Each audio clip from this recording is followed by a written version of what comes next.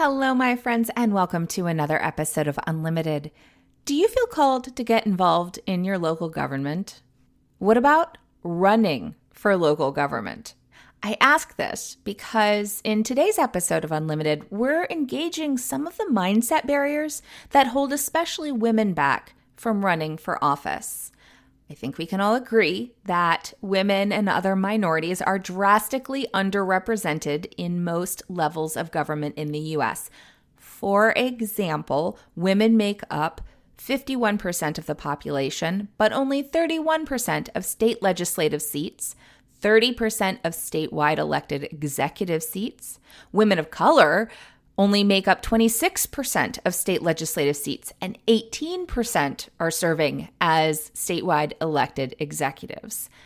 Obviously, this is problematic. We've been seeing how this is problematic because even if we assume well-meaning intent, when people imagine or assume what you need, they're seeing through their own lens, which is colored by their experience and what they want, what they think is beneficial and supportive for what works for them.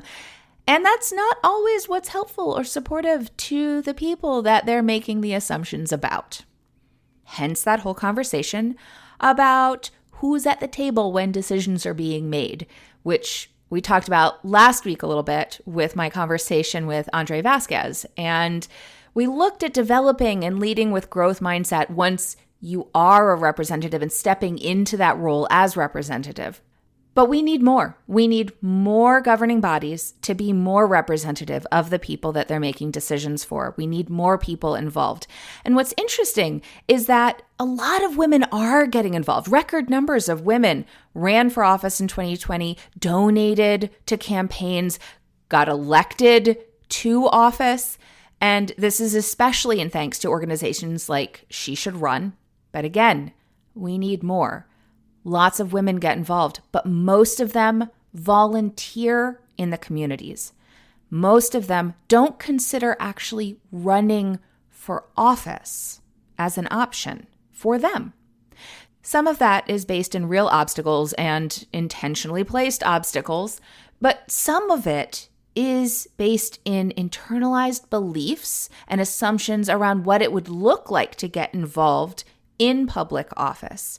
Some of those involve things like, oh, it's going to be a huge time commitment and I just don't have enough time or bandwidth. It's scary to put yourself out there. It's going to involve a lot of energy and a level of confidence that I don't have. It's going to be contentious. It's going to be a big fight. Everything in politics is a big fight. It's going to mean a total career change. It's like a complete pivot in what I do now in the world to being a government official. I will have to give up advocacy, and I'm not going to be able to advocate for the things that matter to me because I am going to be in office and have responsibilities that are different. To engage these, this week, I'm chatting with Kristal Larson about some of those specific beliefs that hold us back and what it actually takes to get involved and even run for an elected office at a local level. Kristal Larson is a lifelong resident of Lake County, Illinois, currently residing in its oldest village of Haynesville with her spouse and 2 children. She started her own technology and consulting business in 2003 as a small web development company and has since traveled the country working with local, national, and international companies, providing consulting services and implementing solutions to meet unique operational and security challenges in the business-to-business environment. Kristal was elected in 2021 as the first openly transgender official in Lake County, Illinois. She is a current board member of A Safe Place for Help, supporting victims of domestic violence and human trafficking throughout Lake County, a member of PFLAG of Grays Lake Round Lake, advocating for the LGBTQ+ community, serves as treasurer of Union Square Homeowners Association, and a member of the Grays Lake Chamber of Commerce. Some of what we talk about in this episode include misconceptions about running for office and being in office, the importance of knowing what's important to you, developing confidence, being visible, application of your current life and career to a governmental office, where to start if you do want to get involved, and staying centered when doing all of the things. At a time when lots of things in our life seem very overwhelming, I hope that this conversation reduces some of the overwhelm that you may feel in getting involved in the areas that you care about to make the impact that you are able to make in the world. So, without further ado, let's get started. Hey there, I'm Valerie Friedlander, Certified Life Business Alignment Coach, and this is Unlimited. This podcast bridges the individual and the societal, scientific and spiritual, positive and negative, nerdy and no, there's just a lot of nerdy. Come on board and let's unlock a life that's as badass as you are.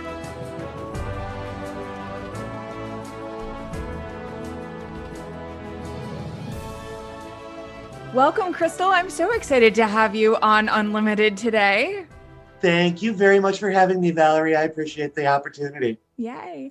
I would love, as we dive in, for you to share just a little bit about your background. And you and I chatted before this, and I was fascinated with some of the things that you have done that ended up leading you into the political realm, like playtesting games, like #nerd here. So So tell me a little bit about who you are and what you're all about. So I'm a 45-year-old transgender woman, which is in and of itself it's a big deal to try and deal with. I'm a 30-year software developer. I run my own software developing and consulting business. I've been elected to office twice. Currently, I'm serving as a Clerk of Avon Township. I represent over 67,000 people. My passion for that really came from values that my mom instilled in me. At a very early age, she had me stuffing literature in mailboxes as a precinct committee woman back in the day, going back to the 80s. Had the opportunity to meet and work with and even serve in some cases with some of our state representatives in my young teenage years. And as I've gotten older, that influence that was a huge part of my life back then has become very prominent in who I am today. And saying, I know that I'm part of a group that needs to be represented, both women and transgender women. I mean, the LGBTQ community is significantly underrepresented. I want to be active, and what better way to be active than by putting myself completely out there and trying to empower women and others to run for offices where we're significantly underrepresented. From what you said about the game theory, though, that was a passion of mine growing up, too. And this is one that came from my dad. He introduced me to Dungeons and Dragons. It had this really complex mathematical rule system. That's something that really appeals to my software developer's brain, to my analytical brain, to go, there's these hard rules, but how do you work within that rule system? How do you better understand those rules to play within a framework, stretch the framework to its boundaries, and really to understand, probably the best part is, how can I explore parts of myself without actually doing it in real life and taking a significant risk? Yeah. So you have an opportunity through that gaming to be able to go, well, what if I behaved this way in a certain scenario or that way in a certain scenario? And the only risk is to a piece of paper and a couple hours of your session, not, your entire life and your career path down the road. Yeah. It seems like it would be great preparatory work for bigger decision making. You mentioned what led you to run for office. And there are a lot of us, and I imagine most of my listeners definitely see the importance of having women in office and having representation, knowing that and wanting to be involved, but not just be involved, not just pass out flyers, which was what I grew up with too, of like, not just the phone calls and the, phone banking and all of that, but you could also run. And that's becoming more and more of a thing. But I'm curious with that, what are some of the misconceptions that you have found about running for office? Probably the first misconception that I see is, how do I even start? It's so overwhelming. And people see mainstream media today and they look at Congress people, they look at all of these officials that represent hundreds of thousands of people and how overwhelmingly difficult it is, how polarizing it can be. And people see that as, well, this is what it must be like in local government. This is what it must be like in a countywide government. And it's not. So they see this perception of, I'm going to be attacked by one side or the other, and it's very polarizing. The reality is, at the local level, it's really just about serving your community in a very small way. The other perceptions of, well, the media is always around me, or, it's a full-time engagement, and how am I going to be able to suspend my career and my family and all of my other interests to be able to serve as, let's say, a school board trustee? And it does seem very overwhelming. Most school board trustees probably spend 4 hours to 6 hours a month actually working through that decision-making process and attending those meetings. It's not as overwhelming as people think. The time commitment is not as overwhelming. I think there are more women who volunteer more hours every month that are required to actually represent people in their district. Okay, so that you just hit on something that really jumped out to me. So often when it comes to serving the community, women think of volunteering and they think, I need to just give my time. And I would imagine that really, like, isn't that just kind of reaffirming some of the patriarchal norms that we exist in, that like we're supposed to just give our time away instead of like, actually, hey, how about holding office where you get paid for your time? I tend to disagree a little bit with that, only because I've been a volunteer forever, I guess is the best way to put it. I've volunteered as a coach. I've volunteered as a community leader. I volunteer with my homeowners association. I volunteered for political campaigns. And it's not because I feel like I have an obligation to give. It's because I feel like I'm helping to develop and build people up. It's mentorship. It's more about helping to empower others. So my work as a basketball coach, as an example, is all with youth. And it was predominantly with girls from 5th grade and up through high school. And it was about empowering them, normalizing athletics, normalizing sports, saying it's okay to be aggressive out there. It's okay to be yourself. It's okay to work as a team and cooperatively and collaboratively. And don't feel like you have to fit into the mold of what men's athletics are. Fit into the mold of what your athletics are. But also to teach them, to let them become natural leaders in their own rights. There are people who are natural leaders, but they're afraid to do that. And so through volunteering, through that mentorship, you can start to build those individuals up who really want to embrace that, but just don't know how. So I don't see that as giving time. I see that as building community. I love that. And my calling out volunteering and being paid for your time, I don't mean at all to knock volunteering. I think volunteering is amazing and it's so important. It's so necessary. I brought it up mostly because of the acknowledgement of a tendency to assume that women will give their time. And so many women don't always value their time. And so that there are multiple ways that you can have an energetic exchange and value your time and when what you have available to you. So within that, I wonder, how do you decide within all of the things that you have, all the hats that you wear, what you give your time to? I think it really comes down to understanding what you're truly passionate about. In my case, serving my community has always been a passion. And so for me, it's really easy to go, you know what? This is something that I think I can do. It's something that I want to give my time to. It's something where I think it can benefit the community by bringing my perspective and my voice to a panel of 6 or 7 other people and be able to listen to others and represent them as well. And that's really what it comes down to when making any type of decision is, does this really matter to me? Or is it just something that's extraneous? It's a fleeting thought or idea. Running for office is a 2 or 4, or in some cases 6-year dedication to a particular thing. It's certainly not something to do lightly and go, well, today I think I'll go for office and tomorrow I'm going for drinks with the girls. It just doesn't work that way. But if you're really committed to serving your community or to making a difference, if you see some type of behaviors in that unit of government where you're not happy with the direction it's going, showing up at a meeting or two can be useful. But if you find over that meeting or two that you really have a talent or a passion or a desire to do that, maybe that's something to seriously consider. Mm. And I know we talked about barriers a little bit earlier. As you start to show up at these meetings, people will recognize that you're there. They'll recognize that interest and they'll recognize if that passion is there.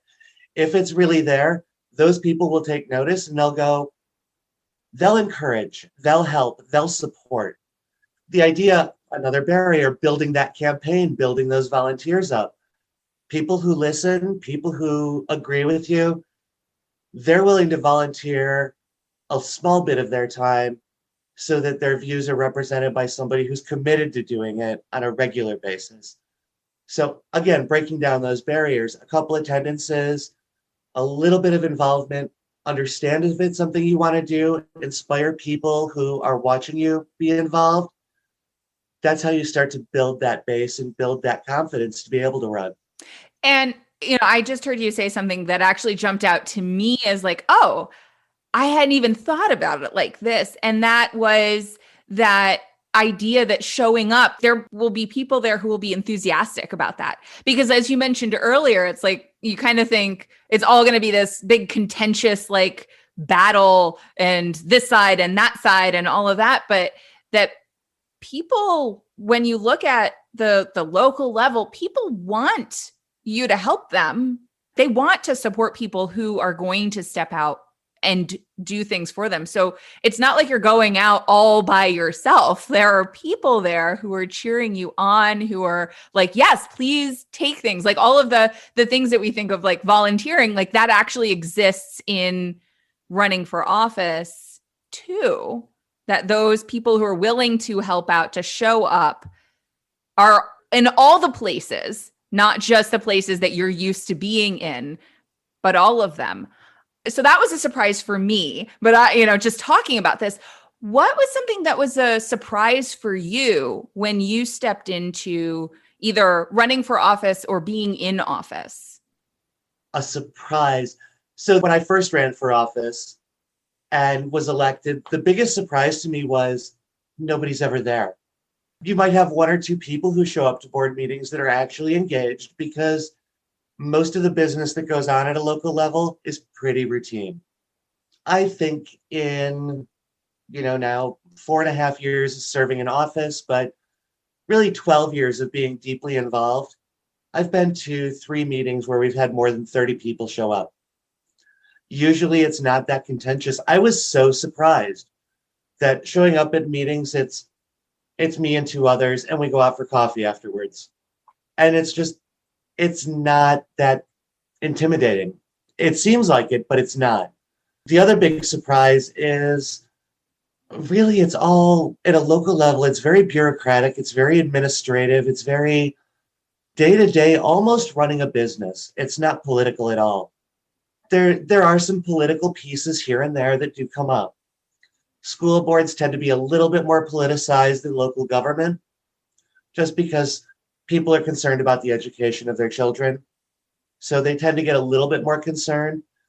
They don't care in local government about which garbage contract somebody's going to sign on to. They don't care about the utility provider contract they're going to sign on to, because people just generally say, my garbage is picked up, I don't care. The only time you hear in local government from people is when something isn't right. And so the less complaints you hear, the more you know you're doing your job well. And that's one of the big surprises I saw too, is there's just the lack of involvement at times, so that things do continue as normal. And people don't really see that. And we can see that at the polls very clearly. Local elections, we see anywhere from 7 to 14% turnouts, as opposed to presidential or gubernatorial elections where it's 50 to 70%. People care about their state leaders because they make very sweeping decisions, but at the local level, the general mentality seems to be, if it ain't broke, don't fix it. But people don't even know whether it's broken or not. That is so The ability to just go on as business as usual, and what feels broken to some people don't even notice, and that's a huge privilege to not notice those things. And so like as you talk about that, I'm like, if it's not broke, don't fix it. Like, how many places do we not notice what's broken for other people, and how important it is to recognize that just because we aren't experiencing it as broken doesn't mean that it's not broken.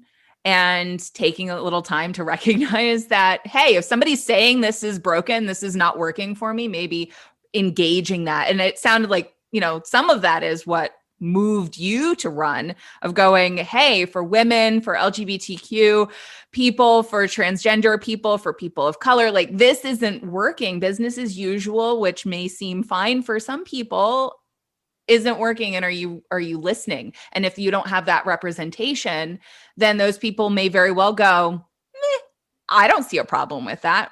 As you showed up, one of the things that you mentioned is that idea of risk and putting yourself out there. And that's, on so many different levels. We talked a little bit about the risk of time and the overwhelm that can cause in stepping up and saying, I'm going to do this. A lot of people, it seems very scary. I mean, at any level of social risk, it feels very scary to put yourself out there. And I work with a lot of people who are like, I want to feel more confident. And it's like, well, if you haven't done it, you're not going to feel confident. But still, there's a risk assessment that goes into that choice to be visible and be a public figure and all of that. What helped you navigate that and make that decision? I think a lot of that has to do with my corporate business experience, being able to present to groups, to board members, in conference rooms, being able to talk to a small, intimate group that at least they were engaged and wanted to hear what I had to say. And over time, it was going, okay, I'm comfortable speaking in these smaller public settings. Sometimes the ideas were different. They were not business as usual as far as the operations of a business went, as far as the conventional business thinking. And so that does put yourself out there a little bit. And the risk there is, in a lot of cases, simply, no, we're not ready to adopt that. Or let's look into it. We'll come back to it, which typically that means the same thing.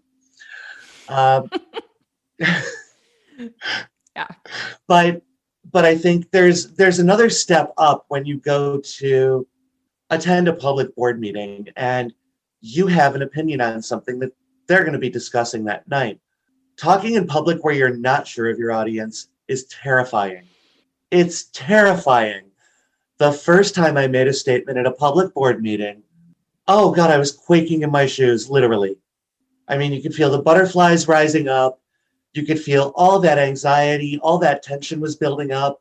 And then you go to speak and you can almost feel your voices quavering that first time, like, oh my gosh, am I really doing this? Am I really doing this? And it's just, the statement could be as simple as, thank you for doing what you did last month. And it's still terrifying to thank people publicly. But starting with something very small like that, something positive, something that doesn't start a controversy, just, I want to thank you for the vote that you had last month. I completely agree with that and appreciate you representing our community that way. That brief few seconds of comment, that first time in a room where you don't know, that's scary. Yeah. But it takes repetition and doing those types of things over and over again, and starting with those little steps, those baby steps of, you did a good job, thanks, leads you to the point where something isn't right and you can go, I've been speaking so many times now, when you say something I don't agree with, I'm going to call you on it. And you're still in that really small setting. The bigger the office, the bigger the setting, the scarier it gets. Back in June, I spoke at a Woodstock Pride event. And okay, 500-600 people. And I followed Congresswoman Lauren Underwood.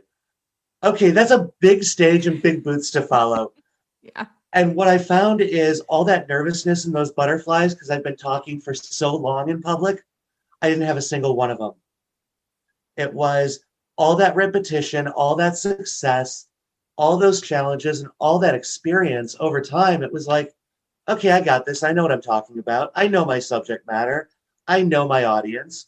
I'm just going to say what I got to say. And it was incredibly positive. It is those baby steps and that repetition and taking tiny little nibbles before you start trying to take that really big bite. Yes. Yes. Yes. That's, I mean, and that as absolutely any confidence building, right? You've got to just do it first, but you can start small. You don't have to start at the top, try and jump to the top of the mountain. That's not necessary. I love that. 100%. Such an important affirmation. So getting involved, showing up to some meetings, knowing that, okay, I'm participating, I'm ready, this is important, I want to do this. And especially like building on skill sets, stepping into, oh, well, I've got this business experience and I can engage here. And of course, I would imagine that the skill sets that you're developing being in office feeds your skill sets in business. Would you say Absolutely. that's true? Absolutely. The soft skills that you build, especially in office, are invaluable because sometimes it's a face-to-face confrontational meeting with an upset constituent, right? They just walk in the office and they're like, I'm coming in and we're talking. And you have to realize I'm a public official. I have to sit here and take it, right? I have to sit here and listen to these concerns. Even if I don't agree with them, I still need to listen to the concern because I do need to be sensitive to it. And so you learn to deal with those conflicts. You learn to deal with conflict resolution without somebody being there as a bridge in between, which helps develop those softer leadership skills and those softer listening skills. But it also helps you with negotiating different personalities because in most boards, you aren't all elected all at the same time. It's half the board is incumbents and half the board are newly elected or recently reelected. So you're dealing with different personalities, some of which you don't know, some of which are entrenched in old thinking, some of which are bringing new ideas to the table, and those new ideas might not even be compatible. So you're learning to negotiate a very broad playing field, but there's no single person at the top who has this authority to say, and this is what we're doing. It has to be a group consensus for that idea to take hold. It's a lot of soft skills from a governmental representation side. I don't want to say political, but when you're representing those people, it is a soft skill. But you can bring your business skills or your professional skills, your parenting skills actually make a big difference. I bet. Oh my gosh, these two are fighting again. Just go to your separate rooms and we'll come back to it later. That happens. Totally believe that. So all of those different types of skills, regardless of what that background is, they have a lot of relevance and bearing. From my side, it's a lot of business operations and software development. So reviewing policy, that's something that I'm very good with. It's something that I can do that avoids us having to look at attorneys until we're ready for a final document when we're reviewing our internal policies. It's, okay, let's develop it. I'll draft it. And then they can look at it for an hour instead of spending 10 hours actually composing a policy based on their best practices. From a software perspective, again, bringing that to document management processes, something I'm very familiar with as a professional. Well, we can start getting rid of paper and going to digital documentation and do it inexpensively. We don't need a $5 million budget to digitize documents, some of which go back into the 1800s that we have to maintain. Oh, geez. Seriously. As we're talking about like this merging of the representation and business, as someone who navigates both worlds, I would love for you to share your perspective on how these actually play together and ways that maybe they don't play together. I think they can all play together very well in the sandbox if you're mindful of how you play. And I know that takes some serious soft skills, and sometimes some of that role playing helps too. Right. But we look at business and politics. Business people go into politics, but politicians, they come from all walks of life. You have doctors, you have professionals, you have lawyers. I know everybody hears that all the time.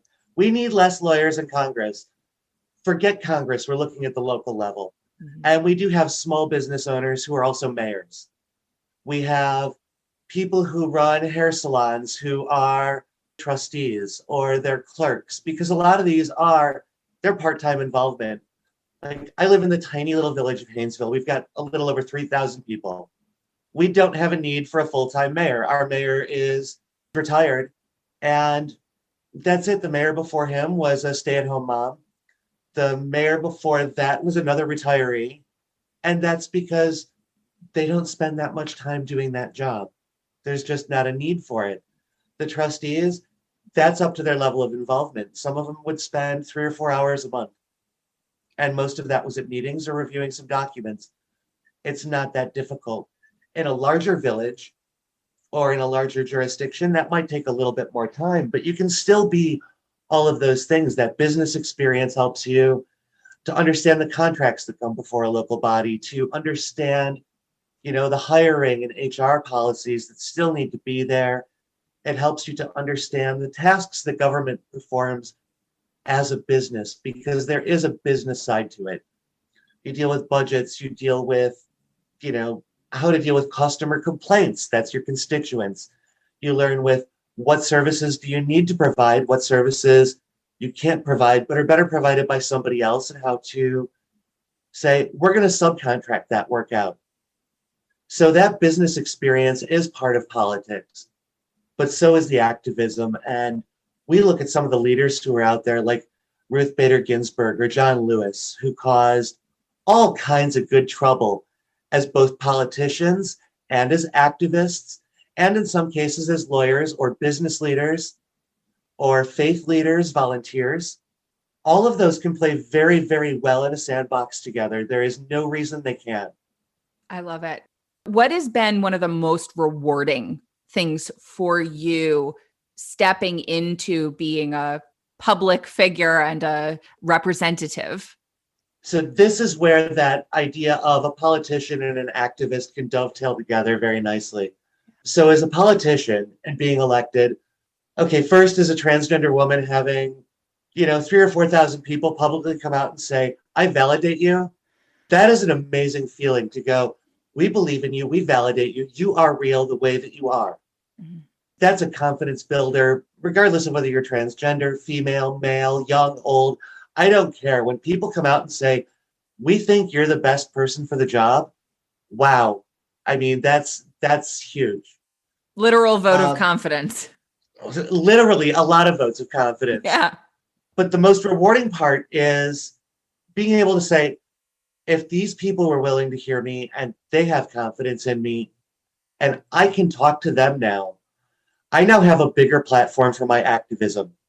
It's no longer I walk into a room and go, okay, here's my story. It's I can now walk into a room and share my story going, and this is my title. This is my platform. And these are people who have said and affirmed, we like your platform. So it's like a public speaker goes out and goes, I fill rooms with 300 or 400 people. You should hear what I have to say. I fill the room with 3,000 people. Please listen to what I have to say. And the impact of those words stretches much further and in some cases much stronger. So me talking to members of my own LGBTQ community and going, I ran for office and this is what happened and it was successful. Some of them have been inspired to go, well, how do I get involved? How do I run for office? But I'm also the member of a local women's governmental group. Our goal is literally to get women elected to office. And so, again, me being out there as a public figure can help inspire those next future leaders to step up to the plate and go, well, if she can do it, and these other women who are part of this group can do it, why can't I? And not only that, I know they're there to hold my hand along the way. And so that is one of the things that I really love is how women hold each other's hands and prop each other up rather than tear each other down and fight for every little piece of power that's out there. Yeah. It's not a ladder, it's an infinite sandbox. Exactly. We don't just break the glass ceilings. We chew on that glass and we share it with everyone else and say, there's another ceiling. You go break that one. And then we have a beach. You know it. Who doesn't want that? I love it. So if somebody wants to run, if they're like, Kristal has convinced me, I'm going to do this, where would they start? Wow, good question. If somebody's interested in running for local government, the first thing they should do is go to their board meetings, get involved there, understand what the topics are, what the discussion is. Will they actually fill a need, or is that need being met? What board meetings should they go to? I feel like I get emails for multiple kinds of board meetings, like school board meetings, or School board is it meetings, city board village board. meetings, or For most people, it's a village board meeting, okay. but yeah, city board meetings for larger governments. Township meetings, you'll get to hear people's perspectives, your elected people, officials' perspectives. You'll get to hear the issues that are going on. County board meetings are far less accessible because most of those happen during the day, during the week. That makes it difficult for people to get involved. What's a great opportunity for entrepreneurs then? It can be if they have the time. If they can block out the Right. time, but For some entrepreneurs, it's no, you're killing my prime time. For others, it's, oh, well, I'm not doing anything till later tonight. I've got a couple hours. Let's go. So it really does depend on each person's circumstance. so But learn what the issues are in your local area. And in some cases, you can go, I really don't have a way I could make a significant impact in this way because it's being done right. But if you continue to follow and you see new people are coming up to run for election, you can go, but I know their voice and I don't want that. yeah. And so sometimes it's running to prevent somebody bad. Sometimes it's to change what you think is bad or to enhance something that's good to make it better, whatever. I mean, everybody's got their own reason. I would say we probably can make anything better given some of the dynamics we have going on in the world right now, that there's, even if Yeah. it's just filing systems. Truth. Hard So, truth. okay. So be thinking now and start looking for some board meetings to show up at and listen. You don't have to go to talk, just go to listen to start and then go from there. Yeah. Make connections. As people go to festivals and fairs or even farmers markets, some of the various political parties will have tables at those events. Okay. Take some time and talk to the people who are there. Yeah. You're surprised at who's behind those booths. So you think, oh, it's a little tabling event. Somebody's going to send, a generic representative. And you find out that that generic representative is like a retired 4-time congressperson who's there at a farmer's market talking to people. Yeah. It's like, wait, holy cow, I just talked to somebody who spent, 16 years as a congresswoman and had a chance to actually just talk to them. And it wasn't inaccessible. Wow. Yeah. Y'all aren't inaccessible. No, I mean, it seems like, oh, you showed up at this event, you put your pretty face on Facebook and Instagram and the Twitter and the this and the that because FaceTime and publicity. Okay, true story. We do that. Also, true story is people who ordinarily couldn't come visit us at an office or pick up a phone or even send an email can walk up to us and go, so talk to me about this thing. Yeah. And you can engage them and have that dialogue because you are accessible. So that's part of it too. Yeah. A big part of it. What helps you stay centered as you engage with everything? Because, as wonderful to show up, there are probably times where it feels overwhelming and there's a lot because that's life and we all have those moments. What helps you stay centered in those times? Okay, my therapist. I'm not going to lie. Therapy is not a bad thing. Finding the right therapist is important. Yeah. Finding somebody who understands what roles you fill and how those affect you. And over time, developing that relationship, hugely important. Meditation makes a huge difference for me. Taking an hour of quiet time every so often. And I set an hour aside every week on Sundays, quite literally. This is my time. Don't disturb me. Don't walk in on me. No phones, no technology, no nothing. Just meditate. Sometimes it's very focused. Sometimes it just lets those squirrel-brained thoughts all over the place just wind their way through my system and go, okay, the clutter's gone. Journaling. I think it's another form of meditation to be able to sit there and slowly handwrite those thoughts out on paper. Take your time because your pencil goes a lot slower than your keyboard. Mm. And it forces you to refocus about the topic you're working on and lets you think about that a little bit more in depth and explore it. Social time with either friends or with family, that's big. And being able to speak to them openly about what's going on in my life, having those bonds of trust, Yeah. people that I can talk to honestly and know they're going to give me their honest feedback. And sometimes it doesn't feel supportive because it's criticism, but that's necessary. Mm-hmm. For somebody to say, no, you are really going a little off the rails, sweetie. Come on. Yeah. Yeah. We need those reality checks sometimes. And as much as they can be painful, they're also beneficial to our growth and our stability. Yeah. That's a big one of we need our cheerleaders, but we also need people who are willing to go, I love you. I understand where you're coming from. And maybe you want to look at that. Yeah. Like maybe that's not quite where you want. Let's work that one out a little bit. That might not be most helpful or do the thing that you want it to do. Yeah. Or it's just going to distract you from what you're trying to accomplish, which are really those core things. Yes. Yeah. And I think that comes down to you have to identify what's important to you. And it's what's important to you today, what's important to you for 5 years from now. And that'll constantly change. Mm-hmm. 30 years ago, I wanted to be a software developer. Today, I'm more involved with activism, with volunteerism. I still am a software developer, but my passion has changed over time because let's face it, 30 years of doing the same thing, I don't care what it is, it gets stale and stagnant no matter how much you grow within that field. Yeah. Well, I often will talk about values and the importance of making decisions based off of your values, but also recognizing that values evolve like you do. And, like stepping into motherhood, my values evolved, like things that weren't considerations before became considerations. And stepping into entrepreneurship, same thing, things evolved. So, yeah, but there's also a steady you within that. So before we wrap up, I love to ask, what does it mean to you to be unlimited? To be yourself, to be myself, regardless of what myself is. It's to truly love yourself from the inside and not be afraid to express who you are, whether it's politically, whether it's in business, whether it's with your family. Be honest with others, be honest with yourself, and don't be afraid of others' opinions of you. People are always going to disagree. Don't let that stop you. Don't let that be your barrier that prevents you from trying new things or from doing the things that you love. It's really about being true to yourself and not giving a flip about what other people think. Don't let their judgment validate you. Let you validate yourself. Yeah.